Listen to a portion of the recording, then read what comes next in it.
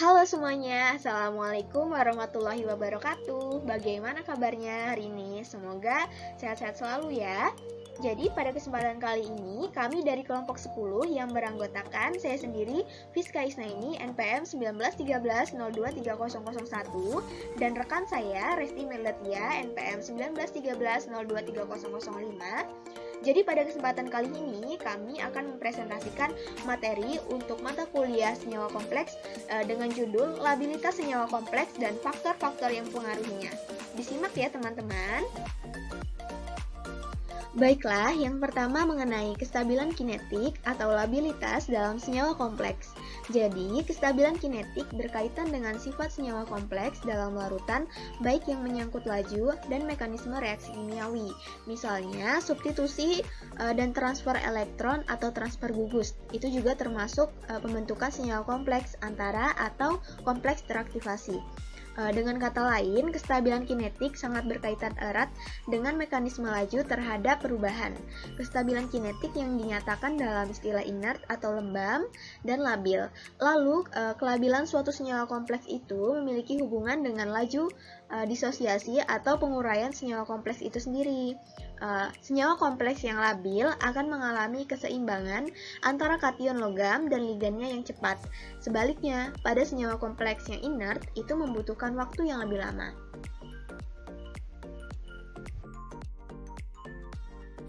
Dalam pembahasan sifat kelabilan suatu senyawa kompleks akan melibatkan perbandingan antara garam-garam kompleks dengan tipe formula sejenis.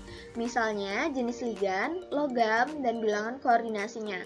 Senyawa kompleks, contohnya seperti tetraamina tembaga 2 dan heksaamina kobalt, seperti yang ditunjukkan di gambar ini merupakan struktur dari tetraamina tembaga 2,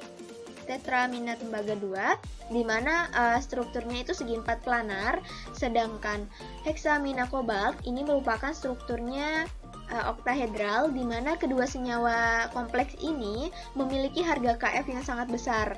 Nah, ketika ditambahkan dengan asam kuat, senyawa kompleks tembaga akan bereaksi dengan segera. Namun, tidak terjadi pada senyawa kompleks kobalt. Mengapa? Karena pada senyawa kompleks tembaga amina itu relatif bersifat labil, sedangkan pada heksaamina kobalt ini bersifat inert dalam suasana asam kuat. Baik, selanjutnya, suatu senyawa kompleks yang bersifat stabil dalam termodinamika mungkin dapat bersifat labil atau mungkin juga dapat bersifat inert. Nah, begitu juga dengan senyawa kompleks yang tak stabil dalam termodinamika mungkin juga bisa bersifat inert walaupun biasanya labil secara kinetik. Adapun contohnya untuk kompleks yang stabil secara termodinamika tetapi labil dalam kinetik itu misalnya senyawa kompleks tetrasianokelat, di mana kompleks ini merupakan kompleks yang stabil, tetapi senyawa ini juga bisa dengan cepat dapat diubah menjadi kompleks yang lain sehingga ia stabil tetapi labil, seperti yang ada pada reaksi di sini, di mana nikel ini masih berikatan dengan OH. Apabila direaksikan dengan Cn-, maka dia akan membentuk senyawa tetrasianokelat yang stabil. Lalu, senyawa tetrasianokelat yang stabil ini akan cepat bereaksi dengan Cn ini membentuk senyawa yang lain, sehingga ia dikatakan dapat membentuk kompleks lain dengan cepat, sehingga dia dikatakan stabil tetapi labil. Selanjutnya, contohnya untuk yang kompleks yang tidak stabil secara termodinamika namun bersifat inert secara kinetik, misalnya seperti senyawa heksamin kobalt 3, di mana ini merupakan senyawa yang tidak stabil, senyawa kompleks yang tidak stabil dalam larutan asam, tetapi perubahannya itu sangat lambat. Di mana jadi kompleks ini tidak stabil tetapi inert. Misalnya seperti pada reaksinya ini, di mana heksamin kobalt 3 jika direaksikan dengan OH+ dan H2O, ini reaksinya akan lambat sehingga dia dikatakan inert. Begitu teman-teman. Baiklah, selanjutnya untuk kriteria labil dan lembam atau inert pada senyawa kompleks. Senyawa kompleks disebut labil bila ligannya dapat diganti dengan ligan lain secara cepat, sedangkan disebut inert bila pergantiannya itu berjalan dengan lambat. Batas ini menurut Henry Taub untuk larutan 0,1 molar pada suhu 25 derajat Celcius ialah 1 menit.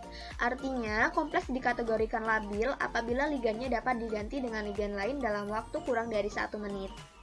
Contohnya misalnya pada laju pertukaran ligan sianido dalam kompleks tetrasianokelat itu cepat dan waktu paruhnya itu sekitar 30 detik, maka ia digolongkan senyawa kompleks yang labil karena ligannya dapat diganti dengan ligan lain itu secara cepat waktunya kurang dari 1 menit. Sedangkan untuk laju pertukaran kompleks ferricyanid itu waktu paruhnya sekitar 53 jam, maka ia digolongkan sebagai kompleks yang lembab atau inert.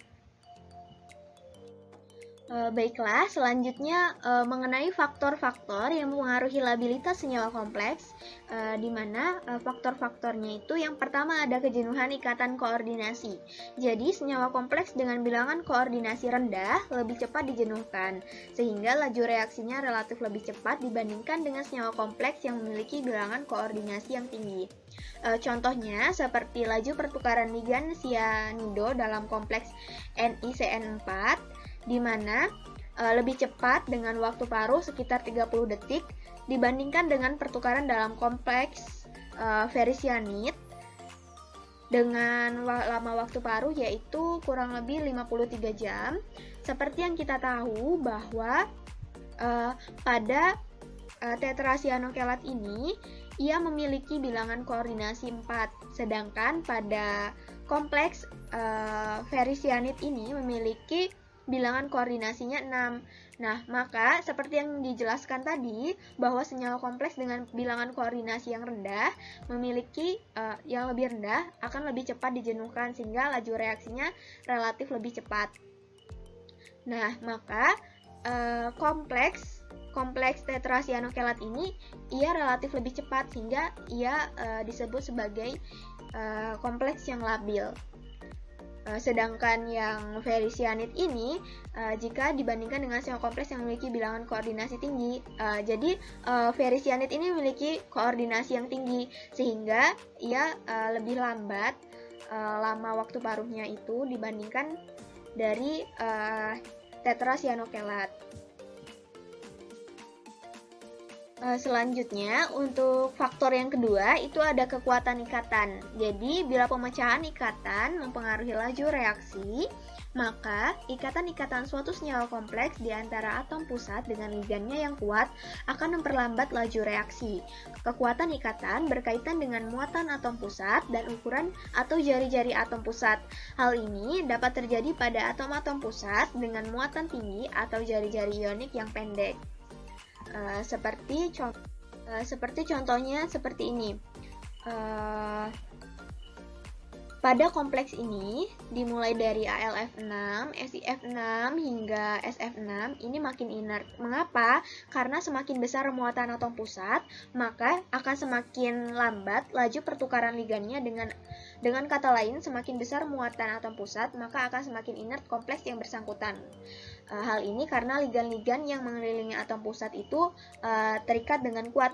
Seperti yang kita tahu di sini, misalnya AlF6 ini memiliki muatan atom pusatnya 3, SiF6 ini 4, PF6 ini 5, dan SF6 ini plus 6. Dimana di sini makin besar muatan atom pusatnya, maka ia akan semakin lambat laju pertukaran ligannya. Seperti yang terlihat di sini ada strukturnya.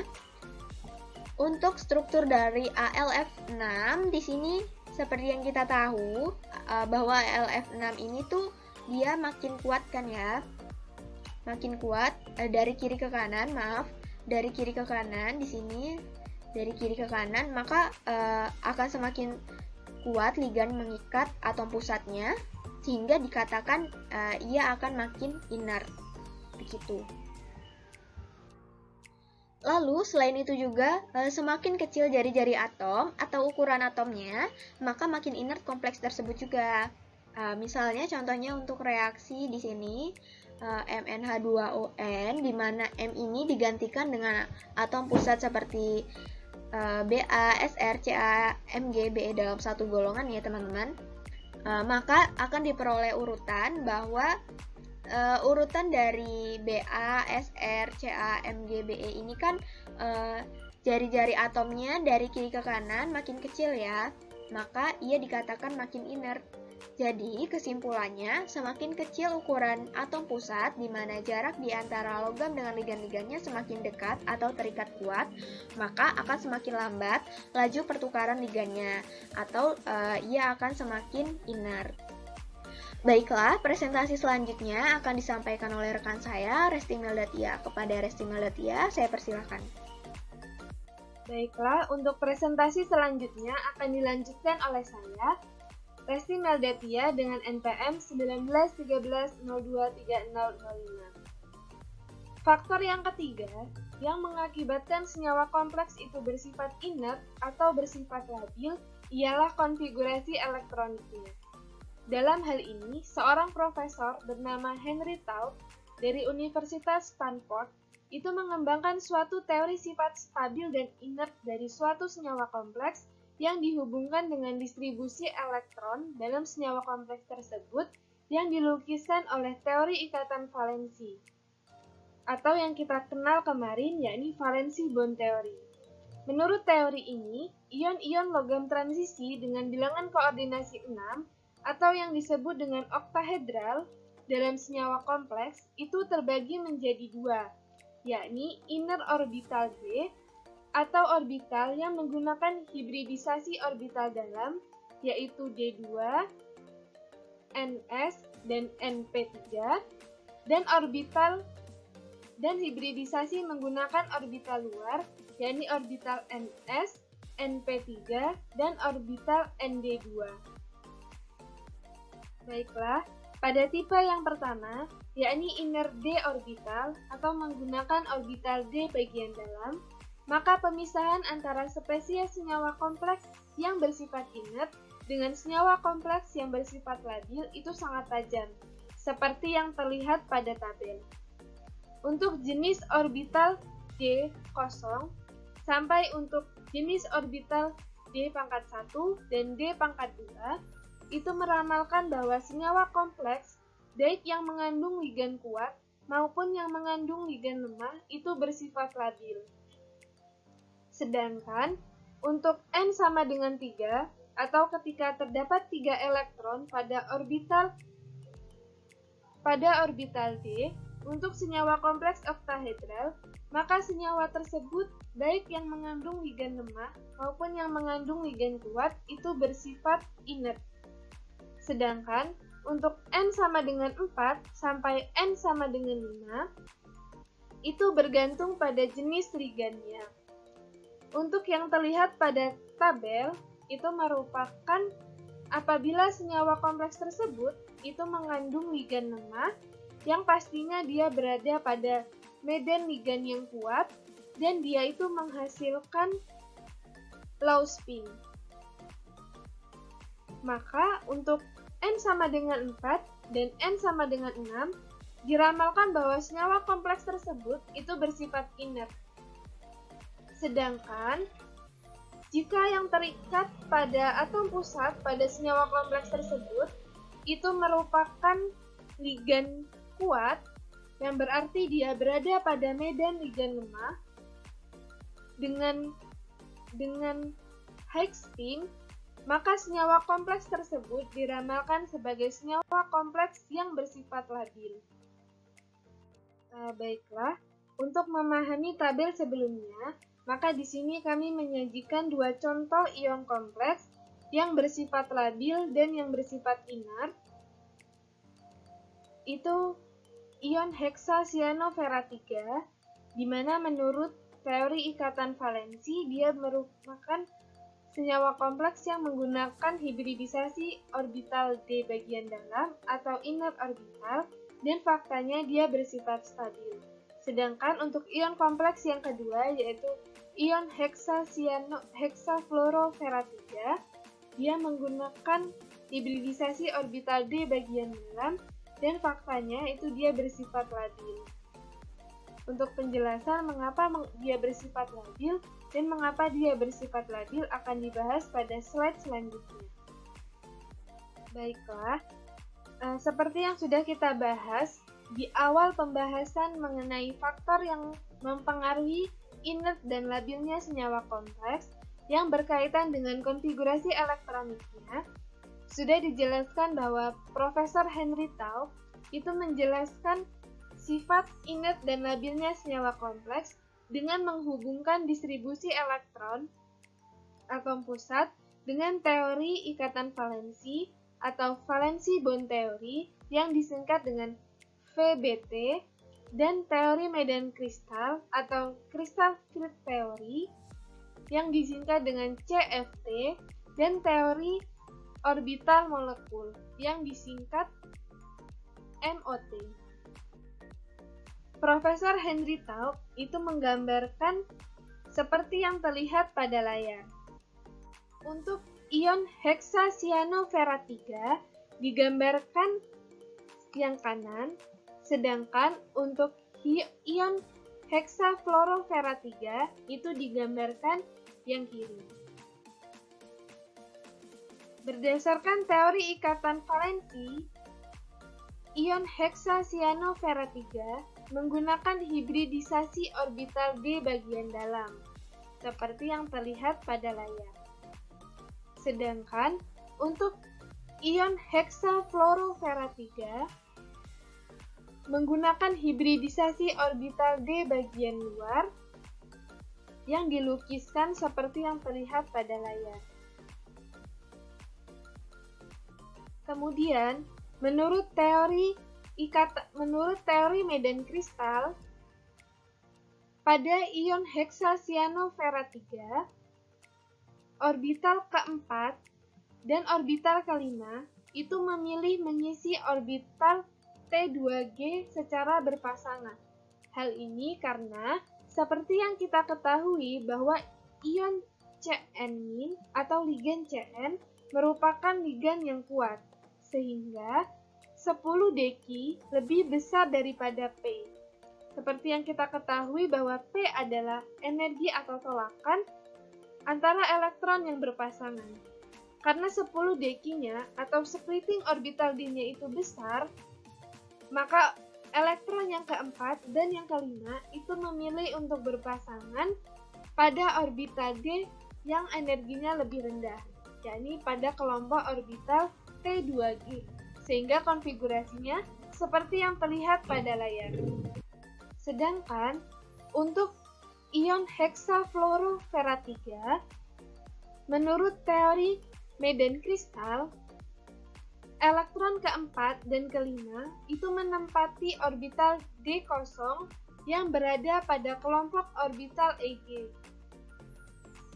Hal ini karena, seperti yang kita ketahui, bahwa fluoro atau ligan F itu merupakan ligan lemah, sehingga 10 dekinya itu kurang dari P.